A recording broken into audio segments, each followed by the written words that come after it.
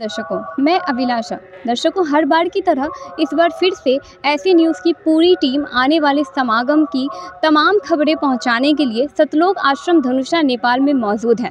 दर्शकों, आजकल social media का ज़माना है। आप लोग भी किसी न किसी प्लेटफॉर्म पे ज़रूर होंगे और हम लोग देख रहे हैं कि पिछले 1 महीने से ही लगातार इस समागम के लिए इनविटेशन वीडियोज़, फ़ोटोज़, हैशटैग्स अलग अलग प्लेटफॉर्म्स जैसे कि ट्विटर, चाहे वो इंस्टा हो, चाहे वो फेसबुक हो, चाहे वो अन्य प्लेटफॉर्म हो, यहाँ तक कि सोशल मीडिया तो छोड़िए, यहाँ तक कि बैनर्स के थ्रू हर गली गली, मोहल्ले मोहल्ले में, हर सड़क पे आपको बैनर्स के थ्रू भी पूरे विश्व को इनविटेशन दिया जा रहा है।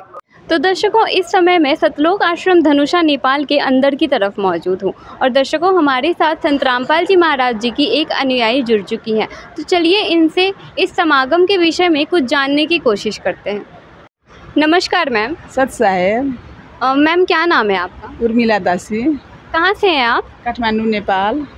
मैम, ये जो समागम है ये किस उपलक्ष्य में मनाया जा रहा है? सतगुरु रामपाल जी महाराज का 75वां अवतरण दिवस मनाने जा रहा है। मैम, इस समागम में जो है यहाँ पे कौन कौन से कार्यक्रम शामिल होने वाले हैं? यहाँ पे 20 साल भंडारा है, यहाँ पर रक्त शिविर चलेगा, यहाँ पर 3 दिन का अखंड पाठ चलेगा और यहाँ पर अन्य बहुत सा ऐसा कार्यक्रम चलेगा। मैम, इस समागम में किन किन लोगों को आमंत्रित किया गया है? ये सतगुरु रामपाल जी महाराज किसी को नहीं छुटाया है, विश्व को आमंत्रित किया है। इसमें जाति भेद कोई नहीं है। इसमें जो भी है ना, जो बोलते हैं ना कि ये फलाने धर्म है, चिलाने धर्म है, कोई धर्म के छुटाया नहीं, सभी धर्म को आमंत्रित किया है। हाँ, महामंत्री देखिए, मैं छोटा से लेकर बड़ा तक सबको आमंत्रित किया गया है। जी, धन्यवाद मैम। सत साहेब। हमारे यहाँ पे संत रामपाल जी महाराज जी के अनुयायियों से कुछ बातें हुई। उन्होंने हमें इस समागम के विषय में बहुत सारी बातें बताई और उन्होंने ये भी बताया कि यहाँ पे हर जाति व हर धर्म के लोगों को आमंत्रित किया गया है। तो दर्शकों, अब देर न करते हुए आश्रम के अंदर की तरफ चलते हैं और यहाँ पे कैसी कैसी तैयारियाँ, किस किस चीज़ की तैयारियाँ हो रही हैं, इन सभी चीज़ों से आपको रूबरू करवाते हैं। तो दर्शकों, इस समय मैं प्रणाम स्थल के पास मौजूद हूँ। जैसा कि आप मेरे पीछे देख भी सकते हैं, यहाँ पे प्रणाम स्थल का बहुत बड़ा बोर्ड लगा हुआ है। दर्शकों, अभी अंदर की तरफ चलते हैं और यहाँ पे प्रणाम स्थल के व्यू को देखते हैं। तो दर्शकों, मैं अभी प्रणाम स्थल के अंदर की तरफ आ चुकी हूँ। जैसा कि आप यहाँ पे देख सकते हैं, यहाँ पे बहुत सारे स्वरूपों को लगाया गया है और आप देख सकते हैं कि किस तरह से संत रामपाल जी महाराज जी के जो भी अनुयायी आश्रम में प्रवेश करते हैं और वो सबसे पहले यहाँ दंडवत स्थल पर आकर अपने गुरु को दंडवत प्रणाम करते हैं, उसके बाद ही वो आश्रम की ओर बढ़ते हैं। मैं अपने कैमरामैन से यहाँ के व्यू को भी दिखाने के लिए अनुरोध करना चाहूँगी कि वो हमारे दर्शकों को यहाँ के व्यू दिखाएं कि इसे कितनी सुंदर तरीके से सजाया गया है। दर्शकों, ये तो आश्रम का सबसे पहला व्यू है, अभी और भी बहुत कुछ दिखाना शेष है। अब यहाँ पे चलिए हम आश्रम के अंदर की तरफ और चलते हैं और यहाँ पे और भी कौन कौन सी तैयारियाँ हो रही हैं, उन सभी चीज़ों को आपको दिखाते हैं। लेकिन उसके लिए मैं अपने सहयोगी रिपोर्टर से निवेदन करना चाहूँगी कि आगे की वीडियो वो हमारे दर्शकों को दिखाएं। दर्शकों नमस्कार। दर्शकों, अभी हमारी सहयोगी रिपोर्टर ने आपको संत रामपाल जी महाराज जी के 75वें अवतरण दिवस में क्या कैसी तैयारियां हो रही है सब दिखाया। उन्होंने अभी आपको दर्शकों एंट्री गेट से लेके प्रणाम स्थल तक की पूरी व्यवस्था, पूरी तैयारी दिखाई। दर्शकों, ऐसे ही बढ़ते क्रम में मैं अभी आ चुकी हूँ जूता घर में। दर्शकों, आप लोग देख सकते हैं, ये जूता घर है और हमको ये देखने को मिल रहा है दर्शकों, इधर पे काफ़ी ज़्यादा बैग्स वगैरह हैं और इसमें कुछ नंबर्स भी लिखे हुए हैं। दर्शकों, आखिर ये जूता घर, इधर पे जूता घर की व्यवस्था, मतलब इधर पे जूते चप्पल रखने की व्यवस्था इधर पे संत रामपाल जी महाराज जी के अनुयायी द्वारा रखी गई है। तो दर्शकों, आइए अब इधर के कुछ श्रद्धालु से जानेंगे वो कैसे इधर पे मैनेज करते हैं, क्योंकि इधर पे लाखों की संख्या में आते हैं श्रद्धालु और आते हैं, काफ़ी दूर दूर से आते हैं। नेपाल से ही नहीं, काफ़ी राज्य से इधर पे आते हैं। तो दर्शकों, ये कैसे मैनेज करते हैं, तो आइए दर्शकों जानते हैं। तो ये जूता घर जो मैनेजमेंट करते हैं, ये मैनेजमेंट टीम में से एक जूता घर मेंबर आ चुके हैं हमारे पास। तो दर्शकों, आप लोग देख सकते हैं इधर पे वो मेंबर इधर पे उपस्थित हैं। आइए इनसे इस विषय में थोड़ी सी चर्चा करते हैं। नमस्कार सर। सत साहेब नमस्कार। सर, आपका नाम क्या है? मेरा नाम कमलेश दास। आप कहाँ से आए हैं? मैं नेपाल की परसा जिला है और जगन्नाथपुर गांव पालिका हमारा घर है, वहीं से हम आए हैं। सर, जैसा कि हम देख सकते हैं इधर पे काफ़ी मात्रा में इधर पे बैग्स वगैरह रखे गए हैं आने वाले श्रद्धालु के लिए। मैं आपसे पहले तो ये पूछना चाहूँगी, ये जो होने वाला है संत रामपाल जी महाराज जी का 75वां अवतरण दिवस, कितने लोग इधर पे उपस्थित हो पाएंगे इस समागम में? ये तो हमारे गुरुजी के आदेशानुसार जो 75वां अवतरण दिवस जो 6, 7, 8 तारीख को मनाया जा रहा है। बाकी अब 2 दिन रह गया है शेष इस कार्यक्रम का शुरू होने का।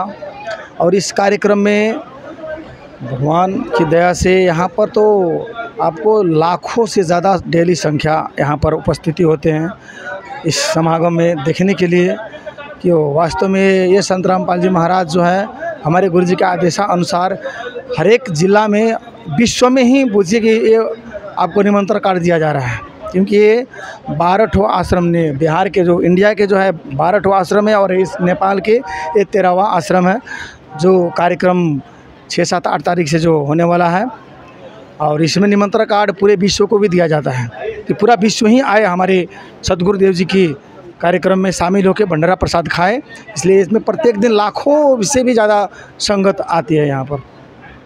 सर, जैसा कि आपने बताया लाखों की संख्या में इधर पे संगत आती है, पर बैग्स देखा जाए तो लाख जितने तो इधर पे रखे जा भी नहीं सकते, कभी कभी बैग्स कम पड़ सकते हैं। तो आप उस समय कैसे अरेंज करते हैं, कैसे मैनेज करते हैं? यहाँ पर देखिए, गुरुजी के आदेशानुसार हमारे संत रामपाल जी महाराज हमारे गुरुजी है, पूर्ण परमात्मा आज आए हुए हैं, गुरु के रूप में आए हुए हैं।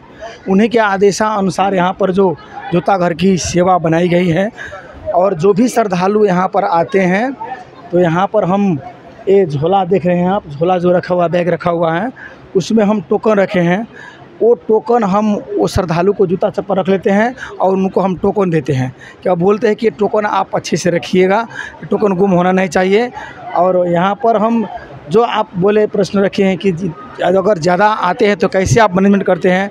यहाँ पर देख रहे हैं कि यहाँ पर पूरे खूंटी लगा हुआ है स्टैंड में, वहाँ पर अभी एक झोरा है। अगर हम यहाँ पर एक झोरे में हम 4-5 जोड़ी तक भी रख सकते हैं वहाँ पर।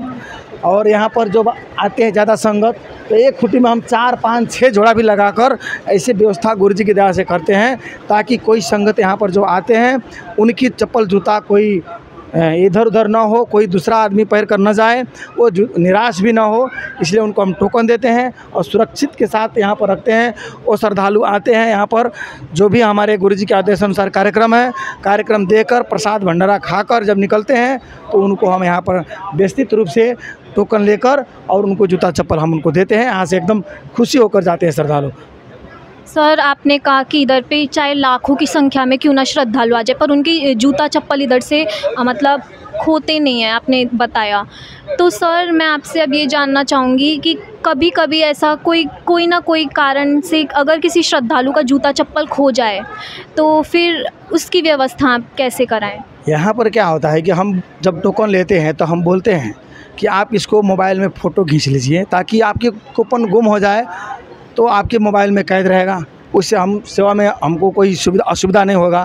फिर भी कदाचित तो ऐसा कोई एका दुका कोई भगत का पास मोबाइल नहीं होता है, एंड्रॉयड मोबाइल नहीं होता है, वो फ़ोटो खींच नहीं पाते हैं और उसका गुम हो जाता है तो आते हैं बोलते हैं कि हमारा गुम होता है। तो हमारे गुरुजी के आदेशानुसार उसको हम यहाँ पर नए चप्पल खरीद कर रखे हैं। गुरुजी के आदेशानुसार उनको नए चप्पल देकर यहाँ से पठाया जाता है ताकि उनका नंगे पैर न जाए।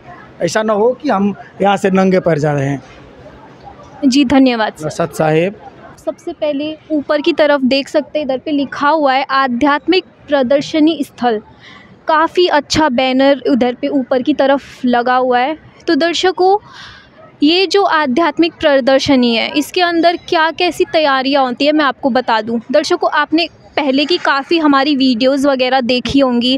हमारे सहयोगी रिपोर्टर आप लोग को दिखाते हैं कि आध्यात्मिक प्रदर्शनी में क्या क्या दिखाया जाता है। दर्शकों, हर बार की तरह इसमें 2D एनिमेशन के तौर से दृश्य के साथ इधर पे अलग ही कुछ कहानियाँ होती है जो वो 2D एनिमेशन के द्वारा इधर पे दिखाई जाती है। दर्शकों, आध्यात्मिक प्रदर्शनी के बाद आध्यात्मिक प्रदर्शनी के बगल की तरफ ही आप लोग इधर पे दर्शकों देख सकते हैं अनाउंसमेंट स्थल लिखा हुआ है।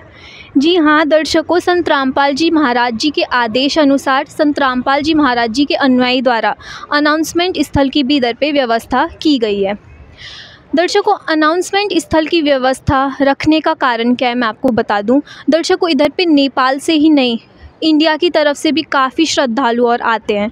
उनके पास मोबाइल तो होता है पर इधर पे नेपाल पे आने के बाद उनका सिम अच्छे से चल नहीं पाता है, नंबर अच्छे से लग नहीं पाता है। तो दर्शकों, इसी कारण इधर पे अनाउंसमेंट स्थल की व्यवस्था रखी गई है। छोटे छोटे बच्चे भी इधर पे आते हैं, पेरेंट्स से इधर उधर हो जाते हैं, तो इधर पे आके वो अनाउंस करा सकते हैं और इससे वो अपने परिवार से मिल सकते हैं। तो दर्शकों, इसलिए इधर पे अनाउंसमेंट स्थल की व्यवस्था रखी गई है।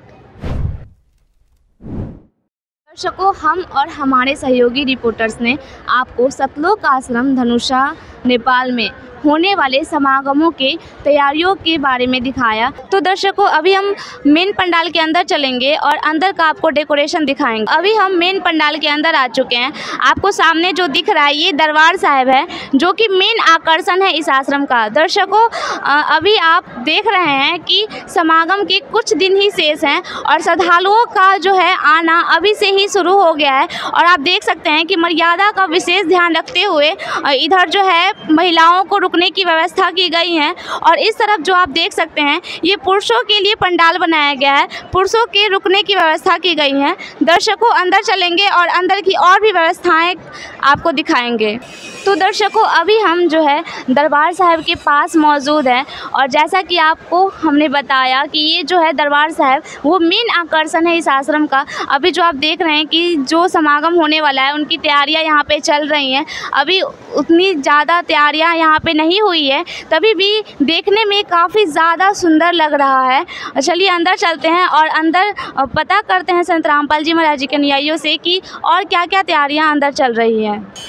तो दर्शकों, संत रामपाल जी महाराज जी के अनुयायियों से बात करने से पहले मैं आपको ये बता दूं कि हमें जो देखने को मिला है यहाँ पे मर्यादा का विशेष ध्यान रखते हुए हमें यहाँ पे दो जो है वो अखंड पाठ का बोर्ड देखने को मिला है। इस तरफ आप देख सकते हैं कि जो महिलाएं हैं, जो बहनें हैं, उनके लिए यहाँ पे अखंड पाठ का जो है 3 दिवसीय अखंड पाठ होता है, उनकी व्यवस्था यहाँ पे की गई है। और दूसरी तरफ पुरुषों के लिए जो है 3 दिवसीय अखंड पाठ जो है करने की व्यवस्था की गई है, जिसकी तैयारियां अभी चल रही हैं।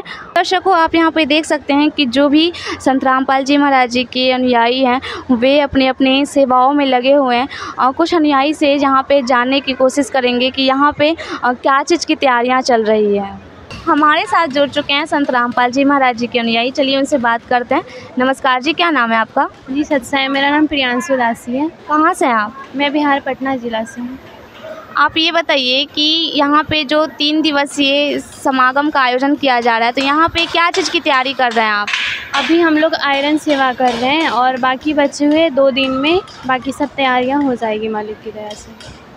तो अभी जो है 2 दिन शेष बचे हैं समागम के और हमें देखने को मिला है कि अभी आधी अधूरी ही तैयारियां चल रही हैं यहाँ पे। तो क्या आपको लगता है कि 2 दिन में ये तैयारियां पूरी हो जाएगी? जी, हम लोग पूर्ण कोशिश करेंगे सेवा की तैयारियां पूरा करने में। बाकी तो परमात्मा करवाते हैं सेवा, वो हो जाएगी गुरु जी की दया से। हमारे साथ जुड़ने के लिए धन्यवाद। जी सत्साई। हमारे साथ जुड़ चुके हैं संत रामपाल जी महाराज जी के एक और अनुयायी, चलिए उनसे बात करते हैं। नमस्कार जी, क्या नाम है आपका? जी, मेरा नाम खुशबू दासी, मैं बिहार से हूँ।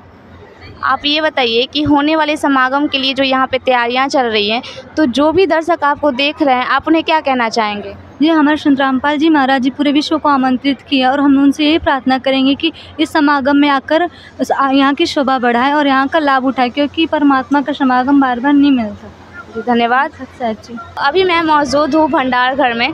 अभी संत रामपाल जी महाराज जी के आदेशानुसार उनके अनुयायियों द्वारा यहाँ पे भंडारे की भी व्यवस्था की गई है। दर्शकों, हमें एक नई चीज़ यहाँ पे देखने को मिली है। आप देख सकते हैं कि उस तरफ जो है पुरुषों के लिए और दूसरी ओर इस तरफ आप देख सकते हैं कि महिलाओं के लिए भी भंडारा करने की व्यवस्था की गई है। रामपाल जी महाराज जी के अनुयायियों के द्वारा हमें ये एक ख़ास बात जानने को मिला है कि यहाँ पे जो भंडारा चलता है इसका कोई टाइम टेबल नहीं है। यहाँ पे 24 घंटा भंडारा चलता रहता है। दर्शकों, हमारा मेन उद्देश्य यही था कि सतलोक आश्रम धनुषा नेपाल में होने वाले तैयारियों को आपके समक्ष रखें। तो ऐसे ही रोचक खबरों के लिए बने रहे ऐसे न्यूज़ चैनल के साथ। धन्यवाद।